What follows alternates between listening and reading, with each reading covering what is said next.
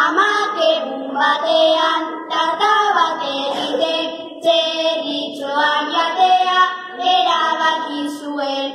Hasi behar zarete etxeak egiten, eta iruntzegiak kalera joan ziren.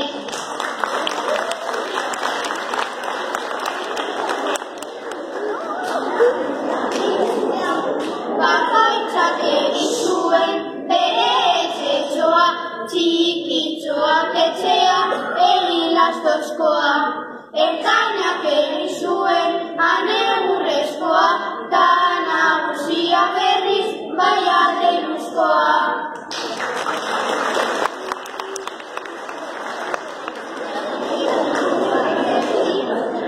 Etxearen ondoren azaldu zen hemen, etxea botatzeko huts egiten zuen.